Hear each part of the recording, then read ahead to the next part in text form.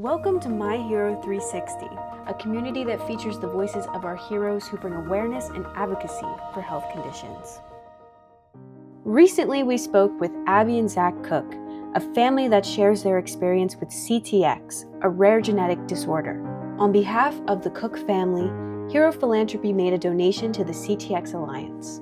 Hi everybody, my name is Chris Sorallo and I'm part of the My Hero team. Super excited to be here today. We are in the suburbs of Philadelphia, the city of brotherly love. Jean is the executive director of the CTX Alliance and has worked closely with the My Hero team really over the last year, and we appreciate everything, Jean, that you've done to help My Hero amplify their message. The mission of My Hero is to create amazing videos that really get heard around the world. And when I think of some of our heroes, I think of the blind poet, Abby Cook, and her son, Zach Cook, their story, to see the journey that mother was on and how the Miram brand positively affected her son and really changed his life forever is just a beautiful story. So we thank Jean Pickford for everything she's done with the CTX Alliance. We're excited to be here today, and we would like to present to you a special gift. Wonderful. Okay?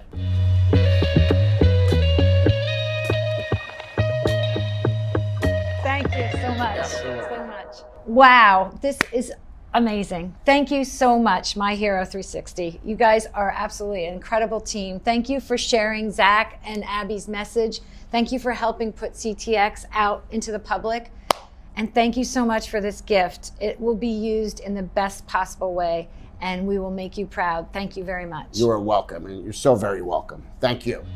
Now let's hear from the CTX Alliance about their mission and how others can get involved. My name is Jean Pickford, and I am the Executive Director for the CTX Alliance. CTX stands for cerebrotendinous xanthomatosis.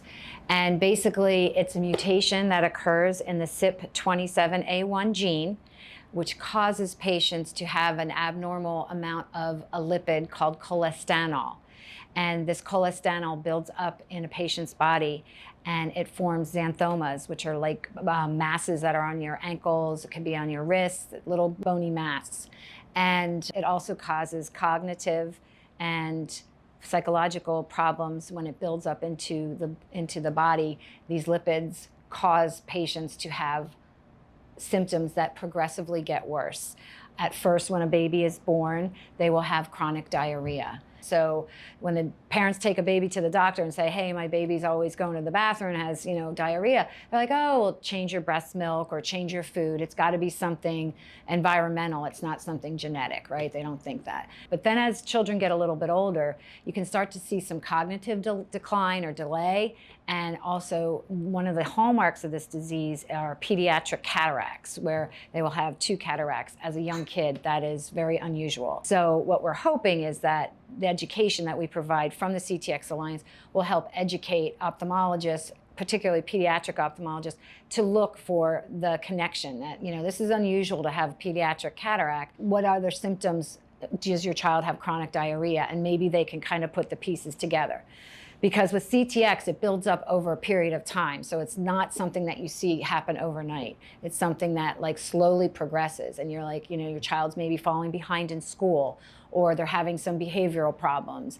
And nobody really can put the pieces together until it gets to a point where it's very severe and now it's impacting their quality of life. Usually, when they go to a doctor, they will recognize some of these symptoms and do testing. That's the greatest part about CTX, is that once it is identified in a patient, there is a treatment out there that can stop and halt the progression of the disease, and no more symptoms will appear.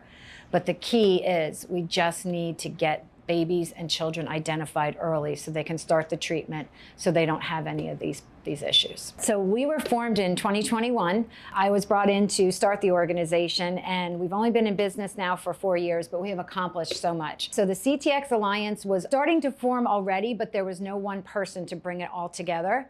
So I came in and I went out to the patients and said, hey, who wants to really take this to the next level? Instead of being under the umbrella of the United Leukodystrophy Foundation, the ULF, that's where all the CTX patients kind of hung out, and that's where the work was being done. Creating our own organization would be able to let us focus our efforts and really make a huge impact on the disease. So I contacted all the patients and I said, who wants to be involved? And obviously there was several leaders who stepped up. I went and I talked to the physicians and the doctors who are experts in this, and they became our medical and scientific advisory board. And within, I don't know, 6 months, we had our 501c3, we had a website, we had a board, we had a medical board, and we were ready and raring to go. One of the other important things right around that time with the United Leukodystrophy Foundation, they were very helpful in getting us to have a patient-focused drug development meeting, an externally led one, an ELPFDD, with the FDA. And so that happened right around the same time that we were forming the organization. So not only were we establishing a formed legitimate organization, we also had our foot in the door already with the FDA, telling them about CTX and the treatment. Some of the key goals for the CTX Alliance are, first, overarching is newborn screening. Newborn screening is so important. We want babies to be identified with CTX because there is a treatment. It's a very safe treatment and it will mitigate any of the symptoms of CTX. They can live happy, healthy, normal lives. So when a baby's born, if CTX can be added to the newborn screening panel, we can alert families and the patient, and we can initiate treatment so that they can live normal lives.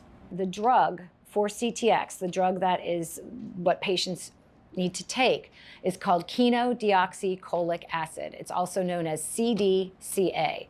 And this drug is actually originally used for gallstones. And it was just by happenstance that someone just discovered that this drug also helps and pretty much eliminates CTX in patients. The new name of the drug, now that it's been FDA approved, is called CTEXLI, CTEXLI, and that is the brand name of CDCA. It's a rare disease, so we don't have a lot of patients, but there is a lot of work. So what we're asking patients to do is to raise awareness in their communities. We have tools and things within the organization that we can share. We also want them to advocate in the government level and the state level when we come to the state about newborn screening and how important it is to have these babies screened for it in their state. So the program is now kicking off. So we're going to be reaching out to patients within each individual state, but we are going to be relying on the public and the community to help support it whenever anything comes up. We may need to rally the troops and show the support for this. Also, fundraising, right?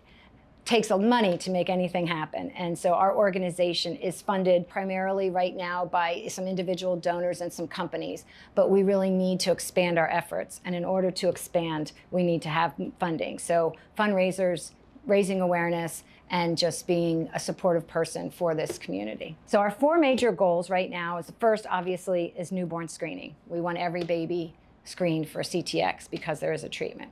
Our second goal is to create a patient registry, an international patient registry, where we would have all patients with CTX characterized within this registry and get clinical information on the disease.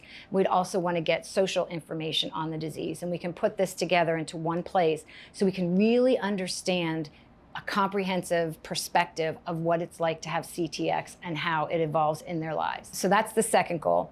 The third goal is we'd like to develop a clinical severity score. So when you talk to an individual with CTX, they're living it themselves, right? So they think it's severe, like it's the worst it's ever been. But if you compare it to somebody else, they could have more symptoms and it could be just as severe to them, but this person thinks it's just as severe to them. You see what I'm saying? So we need to have a universal severity scoring scale so that patients can and doctors can click off boxes of different things that happen to the patient, and we can put this together into a scale. So when we are now talking to patients and we have the comprehensive look, we can have very severely affected, and we can have mildly affected, and we can have patients in between.